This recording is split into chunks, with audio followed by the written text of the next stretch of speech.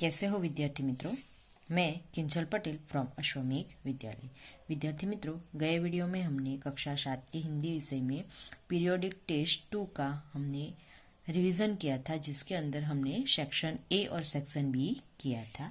अब आज हम सेक्शन सी करेंगे, जिसके अंदर पहला प्रश्न है, निम्नलिखित प्रश्नों के उत्तर 1-2 वाक्य में लिखिए। इसके अंदर पहला प्रश्न है, बेटी तारा बनकर क्या करेगी? तो इसका आंसर आएगा, बेटी तारा बनकर दूसरों को सहारा देगी। क्या देगी? दूसरों को सहारा देगी। दूसरा है, बेटी किस लिए मेहनत करेगी? तो इसका आंसर आएगा, बेटी अपने पैरों पर खड़े होने के लिए मेहनत करेगी। बराबर, बेटी मेहनत करेगी, पर किसके लिए करेगी? तो अपने पैरों पर खड़े होने के लिए वह मेहनत करेगी। तीसरा प्रश्न है, दुनिया को समझने के लिए बेटी क्या करेगी? तो यहाँ पर आंसर आएगा, दुनिया को समझने के लिए बेटी पढ़ लिख कर अपनी बुद्धि का विकास करेगी। आगे है चौथा प्रश्न, नरेंद्र बड़ा होकर किस नाम से प्रसिद्ध हुआ? तो किस नाम से प्रसिद्ध हुआ? स्वामी विवेकानंद। तो आंसर क्या आएगा? नरेंद्र बड़ा होकर स्वामी विवेकानंद के नाम से प्रसिद्ध हुआ। पांचवा प्रश्न है, सफलता के क्या क्या आधार है? तो इसका आंसर आएगा, लक्ष्य के प्रति एकाग्रता, अविरत अभ्यास, कठोर परिश्रम और लगन। लगन ही सफलता के आधार है। सफलता के आधार कौन कौन से हैं? तो लक्ष्य के प्रति एकाग्रता होनी चाहिए, अविरत अभ्यास करना चाहिए और कठोर परिश्रम और लगन होनी चाहिए। तो ये है सफलता के आधार। आगे है छठा प्रश्न, अल्पाहार के समय कौन नहीं दिखाई दे रहा था? तो इसका आंसर आएगा, अल्पाहार के समय क्रिकेट टीम का कप्तान नहीं दिखाई दे रहा था। सातवां प्रश्न है, कुएं की जगत पर बैठी स्त्रियां किनके बारे में बातें करने लगी? तो किनके बारे में बातें करने लगी? अपने अपने बेटों के बारे में। बराबर है, तो आंसर हम किस प्रकार लिखेंगे? कुएं की जगत पर बैठी स्त्रियां अपने अपने बेटों के बारे में बातें करने लगी। बराबर है, इस प्रकार हम आंसर लिखेंगे। आठवां प्रश्न है, दूसरी स्त्री ने अपने बेटे को क्या बताया? क्या बताया? आधुनिक युग का भीम। तो हम आंसर लिखेंगे, दूसरी स्त्री ने अपने बेटे को आधुनिक युग का भीम बताया। नौवां प्रश्न है, वृद्ध महिला ने सच्चा हीरा किसे बताया? तो इसका आंसर आएगा, वृद्ध महिला ने चौथी स्त्री के बेटे को सच्चा हीरा बताया। 10वां प्रश्न है, तीसरी स्त्री का बेटा किसका अवतार था? तो इसका आंसर आएगा, तीसरी स्त्री का बेटा साक्षात बृहस्पति का अवतार था। 11वां प्रश्न है, चौथी स्त्री का बेटा कैसा लग रहा था? तो इसका आंसर आएगा, चौथी स्त्री का बेटा बहुत ही सीधा साधा और सरल प्रकृति का लग रहा था। 12वां प्रश्न है, डॉक्टर कलाम के मत से हमारी सोच कैसी है? तो इसका आंसर आएगा, डॉक्टर कलाम के मत से हमारी सोच सकारात्मक न होकर नकारात्मक है। डॉक्टर कलाम के मत से हमारी सोच कैसी है?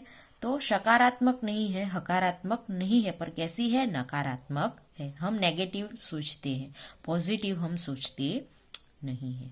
ठीक है, तो इस प्रकार डॉक्टर कलाम ने हमारी सोच को नेगेटिव बताया है। बराबर है।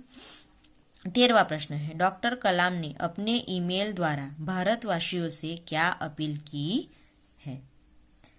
तो इसका आंसर आएगा, डॉक्टर कलाम ने अपने ईमेल द्वारा भारतवासियों से श्रेष्ठ नागरिक बनने की अपील की है। डॉक्टर कलाम ने क्या अपील की है?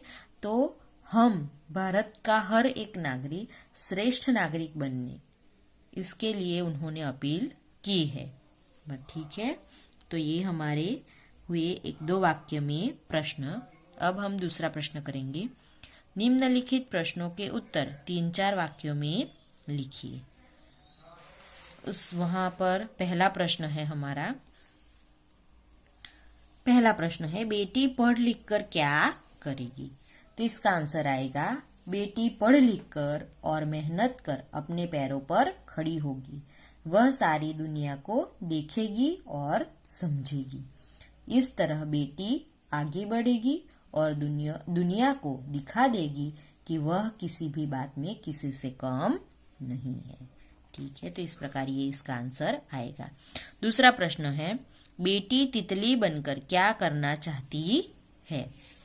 तो इसका आंसर आएगा बेटी तितली बनकर बागों में घूमेगी और हवा को चूमेगी। वह मस्त होकर नाचेगी और गाएगी। इस तरह तितली बनकर बेटी जीवन की स्वतंत्रता का आनंद लेना चाहती है। आगे तीसरा प्रश्न है हजरत अली ने एक मोमबत्ती बुझाकर दूसरी मोमबत्ती क्यों जलाई। तो इसका आंसर आएगा हजरत अली राज का काम कर रहे थे, इसलिए उन्होंने राज की मोमबत्ती जला रखी थी। जब उन्होंने निजी काम शुरू किया तो वह मोमबत्ती बुझाकर उन्होंने अपनी मोमबत्ती जलाई। इस प्रकार चोरी और हरामखोरी से बचने के लिए हजरत अली ने दूसरी मोमबत्ती जलाई। अब आगे है चौथा प्रश्न। लोगों की बात सुनकर नरेंद्र ने क्या कहा। तो इसका आंसर आएगा लोगों की बात सुनकर नरेंद्र ने कहा कि मेरा शिवलिंग तो साधारण मिट्टी का था।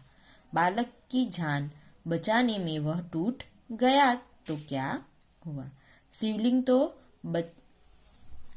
को बचाने की अपेक्षा इस बालक की जान बचाना मेरा पहला कर्तव्य था। तो इस प्रकार ये इसका आंसर आएगा। अभी पांचवा प्रश्न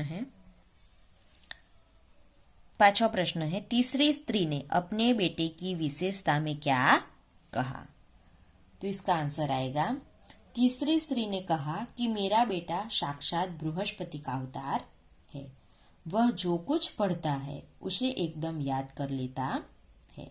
ऐसा लगता है मानो उसके कंठ में सरस्वती का निवास हो।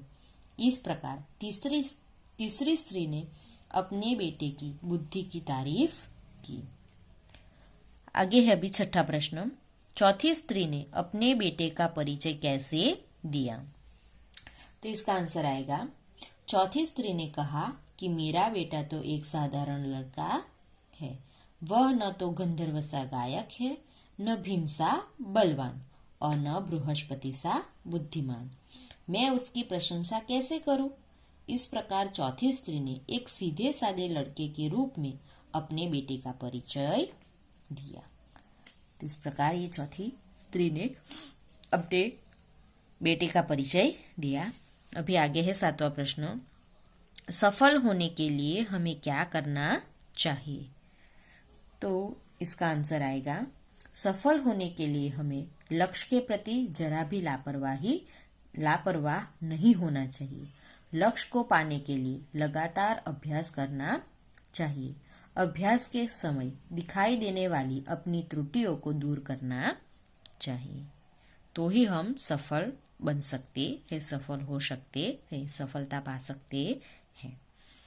ठीक है, तो इस प्रकार हमने यहाँ पर जो हमारा सेक्शन सी है वो समाप्त होता है। इसमें हमने 1-2 वाक्य में और 3-4 वाक्यों में प्रश्न किए। अब आगे का सेक्शन है सेक्शन डी, जिसके अंदर पहला प्रश्न है निबंध लिखना है, निबंध लेखन का है, बराबर। तो आपने सभी ने निबंध लिखे ही है, तो उसमें से आपको वो निबंध तैयार करने होंगे। फिर है कहानी लेखन और पत्र लेखन, तो ये भी हमने लिखा ही है निबंध की नोटबुक में, तो वो आपको वहां से पढ़ना है। ठीक है, तो यहाँ पर ये जो हमारा हिंदी विषय का जो रिवीजन है वो पूर्ण होता है। रिवीजन वीडियो को बराबर देखकर आपको एग्जाम की तैयारी करनी है। Thank you.